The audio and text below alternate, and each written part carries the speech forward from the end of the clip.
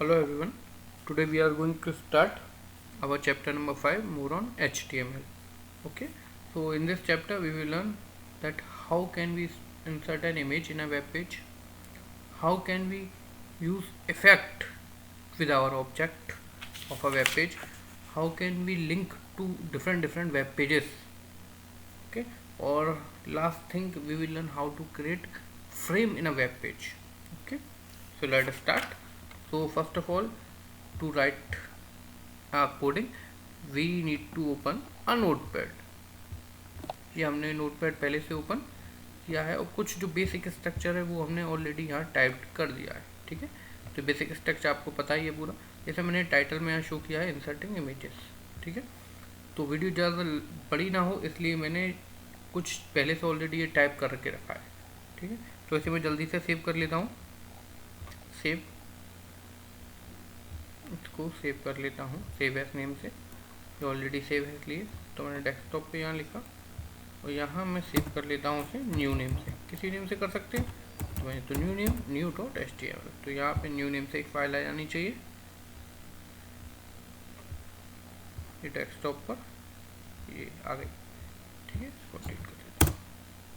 New name से एक file आ चुकी है. ठीक है, अब देखिए हमें इमेज इंसर्ट करने के लिए देखते हैं. इमेज इंसर्ट करने के लिए जो सबसे पहले जो टैग होता है वो है img. ठीक है, img टैग है इमेज को इंसर्ट करने के लिए. अब जो इमेज इंसर्ट करनी है उसकी लोकेशन क्या है, नेम क्या है, तो वो बताने के लिए एक सोर्स होता है, एक एट्रीब्यूट है source. लेकिन इसे फुल ये नहीं लिखते हम सोर्स, इसकी रखते हैं src ओनली. ठीक है, इसको एक्सपेंड करते हैं तो सोर्स बनता है. इमेज src ये क्या होता है, ये बताता है इसकी लोकेशन की. इमेज जो आप यूज़ करना चाह रहे हैं इसकी लोकेशन क्या है, उसका नेम क्या है. फॉर एग्जाम्पल ये इमेज है 1:1 नेम से, मैं इसको अपने वेब पेज पर सेव करना चाहता हूँ. अगर अभी देखो वेब पेज में ओपन करता हूँ तो अभी वहाँ कोई भी इमेज शो नहीं होगी, है ना, क्योंकि इमेज का मैंने लोकेशन नहीं दी, नेम नहीं दिया. तो कंप्यूटर को कैसे पता चलेगा कौन सी इमेज यूज़ करनी है ना, है ना. यहाँ सिर्फ देखो ऊपर एक हेडिंग लिखी आती है इंसर्टिंग इमेजेस और पूरा वेब पेज ब्लैंक है ना. अब मैं यहाँ क्या करता हूँ, मैंने जो इमेज थी 1:1 वो लिख दी और पीछे लिख दिया JPG. ये इमेज का एक्सटेंशन होता है तो ये आपको वहाँ मेंशन करना पड़ेगा. 1 जो भी इमेज का नेम है वो पहले लिखिए आप 1:1.jpg. ठीक है, इसको हटा देता हूँ, ये बाय मिस्टेक रॉन्ग टाइप हो गया. ठीक है, तो हमने क्या किया, img टैग लगाया क्योंकि इमेज लिखनी है. उसका एड्रेस बताने के लिए src एट्रीब्यूट यूज़ किया और उसका नेम बता दिया 1:1.jpg. ठीक है, इसको मैं क्लोज कर देता हूँ, सेव करता हूँ और यहाँ कर पेज रिफ्रेश करता हूँ तो यहाँ देखिए इमेज आ चुकी है. ठीक है, इमेज आ चुकी है हमारे वेब पेज पर, लेकिन इमेज का साइज काफ़ी बड़ा है. मुझे इतना बड़ा नहीं चाहिए ना, मैं साइज चेंज करना चाहता हूँ. तो इमेज की साइज चेंज करने के लिए हम हाइट अपनी अकॉर्डिंग यूज़ कर लेते हैं. विड्थ जिसके एट्रीब्यूट हो जाएंगे आपके, कोई भी नंबर लिख दीजिए, सेव कीजिए, यहाँ पर रिफ्रेश. तो जो हमने मेंशन किया उसी के अकॉर्डिंग हाइट विड्थ चेंज हो गई इमेज के. ठीक है, मैं विड्थ बढ़ाना चाहता हूँ तो मैं यहाँ पे क्या करता हूँ, विड्थ चेंज कर लेता हूँ. चलिए कर लेता हूँ उसे 350. ठीक है, सेव कर लिया मैंने. अब करता हूँ रिफ्रेश, ये देखिए विड्थ चेंज हो गई. ठीक है, तो इस तरह से हम हाइट वेट चेंज कर सकते हैं, कोई भी इमेज यहाँ लगा सकते हैं. इमेज को मुझे राइट साइड ले जाना है तो मैं यहाँ अलाइन नाम से एक एट्रीब्यूट होता है, align equal to right top center, जहाँ भी हमें बॉटम जहाँ भी ले जाना है वो लिख देते हैं लाइन के बाद. तो उसी के अकॉर्डिंग ये राइट साइड कहाँ, इस साइड शिफ्ट हो जाएगी इमेज. ये देखिए हो गई. बाय डिफॉल्ट लेफ्ट चल रहा है. अगर मुझे बॉर्डर लगाना है इमेज का तो मैं यहाँ बॉर्डर भी लिख लेता हूँ. ये सारे एट्रीब्यूट है इस इमेज के, जो इमेज के बारे में हमें एक्स्ट्रा इन्फॉर्मेशन प्रोवाइड कराते हैं. ठीक है, तो बॉर्डर का हम साइज बताने के लिए कोई भी नंबर लिख लेते हैं. बॉर्डर इक्वल टू 5 लिख लेता हूँ. सेव किया, सेव हो गया. यहाँ पे आके रिफ्रेश, तो देखिए इस इमेज का एक बॉर्डर आ जाएगा, आ गया. ठीक है, अगर मैं यहाँ से 5 को 15 कर देता हूँ तो जो इमेज की बॉर्डर है उसका विड्थ चेंज हो जाएगी. ये देखिए. ठीक है, तो क्या करना, सेव एंड रिफ्रेश. जो भी टैग में चेंज होता है रिफ्रेश करने से वहाँ अप्लाई हो जाता है, हमें शो हो जाता है. ठीक है, चलिए आगे बढ़ते हैं. इमेज हमारा कंप्लीट होता है यहाँ पर img टैग. नेक्स्ट आते हैं हम, एक ऑल्ट एट्रीब्यूट और होता है। ऑल्ट एट्रीब्यूट क्या हम कुछ भी लिख सकते हैं। ऑल्ट मैंने अगर यहाँ लिखा तो मैंने यहाँ लिख दिया होम, तो अगर किसी भी प्रॉब्लम से ये इमेज यहाँ शो नहीं होती, ये अपनी ओरिजिनल पोजीशन से डिलीट हो गई है, शो नहीं होगी, तो वो जो ऑल्ट के बाद लिखा है वो यहाँ शो हो जाएगा। तो यूज़र को ये पता चल जाएगा कि इमेज किससे रिलेटेड थी, है ना। जो भी इमेज से रिलेटेड कुछ कीवर्ड है वो हम यहाँ ऑल्ट के आगे लिख देते हैं। तो अगर बाई डिफ़ॉल्ट नेट की स्पीड की वजह से या किसी भी रीज़न से इमेज शो नहीं हो पाती है, तो उन्हें ये पता चल जाता है कि इमेज जो शो होने वाली है वो किससे रिलेटेड थी। वो वर्ड हम यहाँ लिख देते हैं, वो शो हो जाएगा यहाँ पर, ठीक है। ये ऐसे वर्क नहीं करेगा। अगर मैं सेव कर दिया नॉर्मल और रिफ्रेश करता हूँ तो उसका कोई वर्क नहीं है। इसका वर्क तब आएगा जब ये इमेज यहाँ से शो होना बंद हो जाएगी, ठीक है। अल्टरनेट होता है, अल्टरनेट बोलते हैं। नेक्स्ट आता है मार्क्यू। मार्क्यू देखिए एक अच्छा इंटरेस्टिंग टैग होता है। मार्क्यू से हम ना किसी भी ऑब्जेक्ट को अपने रोटेट कर सकते हैं, किसी भी ऑब्जेक्ट को हम रोटेट कर सकते हैं। फॉर एग्जांपल मार्क्यू के आगे मैंने लिख दिया हेलो ना, और मैंने मार्क्यू को कर दिया क्लोज। क्या होगा, हेलो जो वर्ड है मार्क्यू के अंदर क्लोज है ना, तो क्या होगा, डिस्प्ले पर रोटेट होगा। ये देखिए कैसे होगा, ये देखिए यहाँ से जो भी लिखा होता है ना वो भी रोटेट होता। अगर फॉर एग्जांपल मैंने मार्क्यू को यहाँ से कट किया और यहाँ पेस्ट कर दिया, तो मार्क्यू का इफेक्ट कहाँ से स्टार्ट होगा, यहाँ से, इमेज से पहले। तो उसके अंदर इमेज भी इंक्लूड हो गया, तो अब इमेज भी रोटेट होनी चाहिए, है ना। तो इमेज यहाँ से इफेक्ट स्टार्ट हुआ मार्क्यू का, यहाँ फिनिश हुआ हेलो के बाद, और इमेज से पहले दोनों चीज़ आ गई, इमेज और हेलो। तो देखिए टेक्स्ट और इमेज दोनों रोटेट होंगी। ये देखिए आगे पीछे इमेज, ठीक है। चलिए तो क्या करते हैं, मैं हटा देता हूँ यहाँ से मार्क्यू को और यहाँ लगा देता हूँ मार्क्यू को। क्लोजिंग तो टैग जो है ना मैंने हेलो के बाद लगा दिया। अब क्या होगा, सिर्फ इमेज ही इमेज रोटेट होगी, हेलो नीचे आ गया, वो रोटेट नहीं होगा। क्यों, क्योंकि मार्क्यू से पहले ही बंद हो गया। इफेक्ट का जो इफेक्ट था मार्क्यू का वो हेलो से पहले ही फिनिश हो गया, ठीक है। चलिए आगे बढ़ते हैं। देखिए इसके जो एट्रीब्यूट होते हैं मार्क्यू के, एक होता है अल्टरनेट, अल्टरनेट नहीं सॉरी बिहेवियर। बिहेवियर जो मार्क्यू का एट्रीब्यूट है उसकी जो वैल्यूज होती है वो होती है स्लाइड, स्क्रॉल और अल्टरनेट, है ना। मार्क्यू मैं अप्लाई करके नहीं दिखाऊंगा बेटा, क्योंकि इसमें टाइम लगेगा थोड़ा, कि बार बार सेव करना पड़ेगा, रिफ्रेश करना पड़ेगा, चैप्टर काफ़ी लेंथी है, एक वीडियो में फिनिश नहीं हो पाएगा, ठीक है। आप इसे कोशिश कीजिएगा, प्रैक्टिस कीजिएगा मार्क्यू को बिहेवियर यूज़ करने की। नहीं होती तो आप उससे पूछ सकते हैं, ठीक है। तो बिहेवियर के यहाँ पे बिहेवियर यूज़ कीजिएगा, उसके बाद लिखिएगा स्लाइड, स्क्रॉल या फिर अल्टरनेट, तीनों में से कोई भी चीज़, एक एक बार तीनों करके देखिएगा। और स्लाइड आप यूज़ करते हैं तो आपका जो ऑब्जेक्ट होगा ना वो यहाँ से मूव होगा और यहाँ पर आकर रुक जाएगा, अगर आपने स्लाइड लिखा है तो।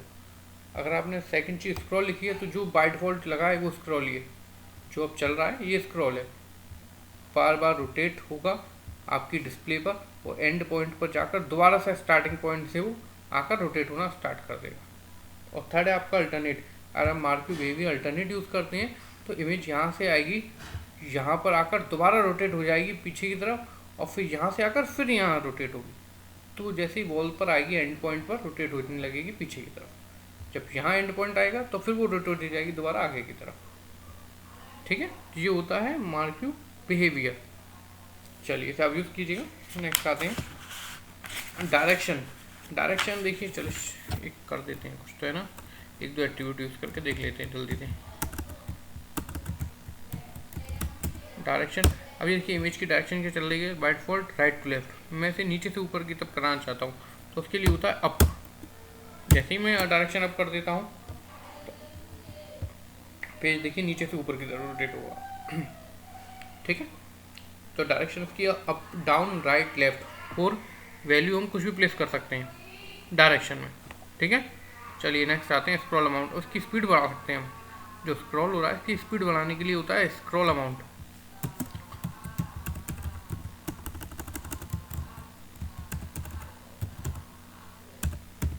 स्क्रॉल अमाउंट इक्वल टू मैं लिख देता हूँ 15।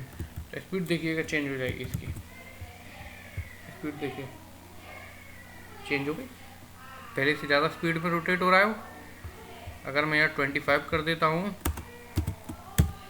ठीक है। तो अब देखिए इससे ज़्यादा स्पीड में रोटेट होगा।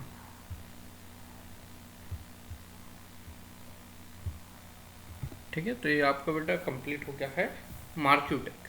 ठीक है, नेक्स्ट टैग की तरफ हम आते हैं। इसको मैं हटा देता हूँ,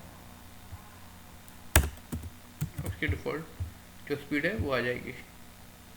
ठीक है, चलिए आगे बढ़ते हैं। अब आता है लिंकिंग वेब पेज। इसको मैं हटा देता हूँ ना, मार्क्यू टैग को ही रिमूव कर देता हूँ। थोड़ा डिस्टर्बेंस होता है, वो रोटेट करता है वेब पेज। तो चलिए, हाँ, तो अब हम करते हैं लिंकिंग वेब पेज। अच्छा, दो वेब पेज जो अलग अलग हैं उन दोनों को लिंक करना, जहाँ कुछ ऐसा लिखा हो जिस पर हम क्लिक करें तो दूसरा पेज ओपन हो जाए। जैसे कि आप देखते हैं, आप कुछ भी वेबसाइट को यूज़ कीजिए, वहाँ कुछ लिखा होता है, जैसे उस टेक्स्ट पर क्लिक करते हैं दूसरे पेज पे आप जंप कर जाते हैं, है ना। तो उस टेक्स्ट को जिस पर आपने क्लिक किया उसे बोलते हैं हाइपर लिंक या हाइपर टेक्स्ट। वो टेक्स्ट जिस पर क्लिक करके हम दूसरे पेज पर जंप कर रहे हैं। A text that can be clicked to jump on another web page is known as hypertext। ठीक है, तो उसके लिए हमें 2 पेजेस चाहिए। एक तो ये हो गया, चलिए यहाँ से हम जंप करा देंगे, लेकिन जंप होने के बाद कौन सा पेज आए, वो भी एक वेब पेज होना चाहिए ना। तो हम एक वेब पेज और देख लेते हैं, अगर हमारे कंप्यूटर में कहीं हो तो, नहीं तो हम क्रिएट करना होगा। मैं एक वेब पेज है, चलिए .html में सर्च कर लेता हूँ।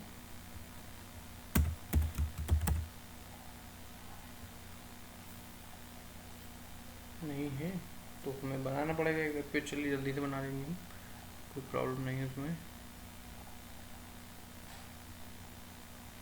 नहीं, चलिए आइए, तो हम एक वेब पेज बना लेते हैं। चलिए, है ना। मैं क्या करता हूँ, इस कोडिंग को ना कॉपी पेस्ट कर लेता हूँ। कॉपी किया और न्यू एक नोटपैड ओपन किया, मैंने यहाँ पेस्ट कर दिया और यहाँ पे ना इन टैग को हटा दिया। और यहाँ मैंने इंसर्टिंग इमेजेस की जगह लिख दिया कॉन्टैक्ट।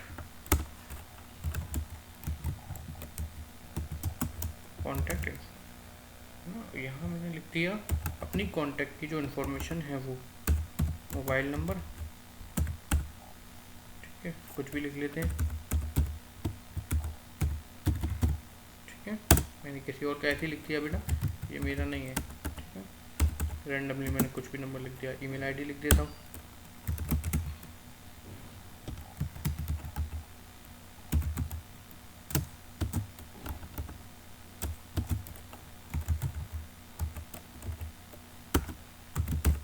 एक और ईमेल आईडी लिख देता हूँ जो हमारे स्कूल की है, वो है ns3agra@gmail.com। ठीक है,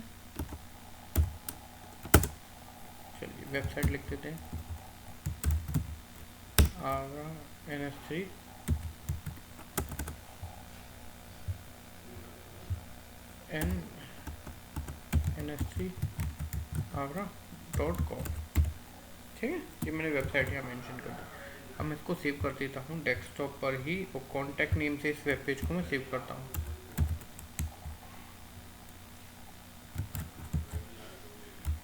contact.ht। ठीक है, तो देखिए हमारे जो डेस्कटॉप है इस पर 2 वेब पेजेस हैं, एक न्यू एंड एक कॉन्टैक्ट। अच्छा, एक होम नेम से था, चलिए कोई बात नहीं, न्यू और एक कॉन्टैक्ट जो मैंने अभी सेव किया। अब मैं यहाँ चाहता हूँ कि यहाँ ना जो हमारा पुराना वाला वेब पेज है न्यू,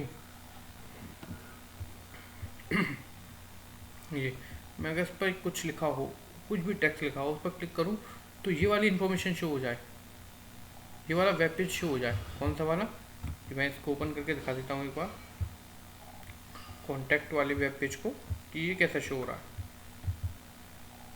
तो सिर्फ इन्फॉर्मेशन लिखी होगी, ये देखिए। ठीक है, मैं इसको अच्छा है वो कर देता हूँ थोड़ा, BR से नेक्स्ट लाइन में आ जाएंगे हम, है ना। BR को मैं यहाँ भी यूज़ कर लेता हूँ। चलिए ठीक है, अब एक बार रिफ्रेश करके देख लेते हैं हमारा पेज कैसा शो हो रहा है। ये ऐसा शो होगा। मैं चाहता हूँ कि यहाँ तक कुछ लिखा हो, कोई भी, click here to contact, click here to contact us. जैसे क्लिक करूँ तो मेरी कॉन्टैक्ट डिटेल आ जाए। तो हमें क्या करना होगा, अपने वही इसी HTML पेज की कोडिंग पर जाना होगा। हम कॉन्टैक्ट वाली कोडिंग को क्लोज कर देते हैं और अपनी वो वाली कोडिंग ओपन कर लेते हैं, न्यू नेम की, न्यू जो वेब पेज है उसकी। हाँ, तो open with notepad. Open with notepad का ऑप्शन नहीं आ रहा। चलिए नोटपैड हम यहाँ से असाइन कर लेते हैं, नोटपैड ले लेते हैं, नोटपैड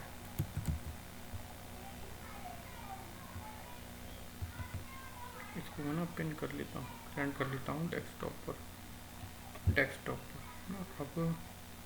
अब अगर ऑप्शन अगर आप भी करें और यहाँ बेटा न्यू के बाद ओपन विद में ऑप्शन नहीं आता आपका नोटपैड का, तो आप यहाँ से डिफ़ॉल्ट प्रोग्राम पर जाकर यहाँ से ना अदर ब्राउज पर जाकर यहाँ डेस्कटॉप पे आ जाइएगा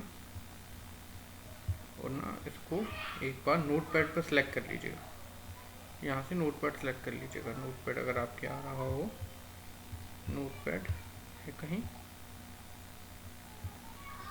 ऑल फाइल कर लीजिए। चलिए नोटपैड, अब देखिए नोटपैड आएगा यहाँ,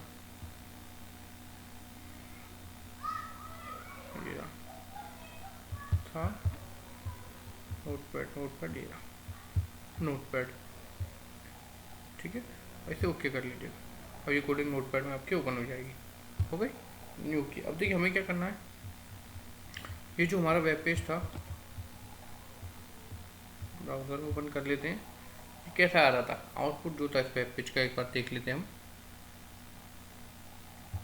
है ना। इसकी कोडिंग में जो जहाँ से हमें जंप कराना है वहाँ कोडिंग में चेंज करना होगा, ठीक है। ये था इंसर्टिंग, ये आ गया इसका आउटपुट, ठीक है। चलिए अब हम क्या करते हैं, देखिए हम ना यहाँ पे इसके हेड के बाद यहाँ एक टैग लिख लेते हैं।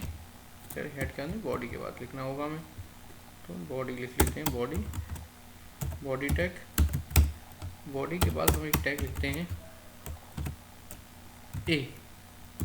HREF हाइपर रेफरेंस, HREF और हाइपर रेफरेंस, ठीक है।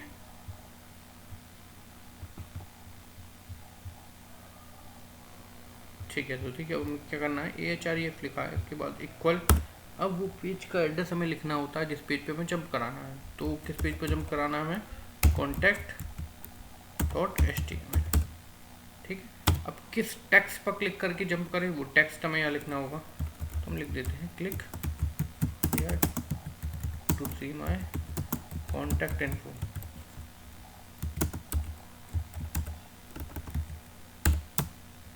और इको कर देते हैं हम क्लोज, ठीक है। सिंपल। हमने क्या किया, पहले ए लिखा, ए फॉर एंकर टैग जो कि लिंक बनाने के लिए यूज होता है, HREF हाइपर रेफरेंस, ये एड्रेस बताता है वेब पेज का कि कहाँ जंप करना है।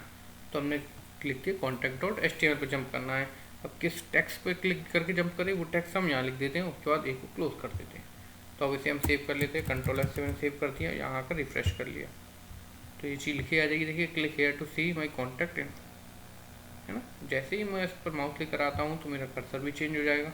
जैसे ही क्लिक करता हूँ तो ये देखिए मेरी कॉन्टैक्ट इन्फो आ चुकी है और कौन सा पेज ओपन हो गया, contact.html, ठीक है। ये था हमारा 2 पेज को, डिफरेंट पेजेस को लिंक करना। तो आप इसकी प्रैक्टिस कीजिएगा बेटा। अभी इस वीडियो में हम यही कंप्लीट करते हैं, वीडियो लेंथी हो जाएगा तो अपलोड होने में प्रॉब्लम आती है, ठीक है। नेक्स्ट वीडियो में मैं ये चैप्टर कंप्लीट करने की कोशिश करूँगा। थैंक यू वेरी मच बेटा।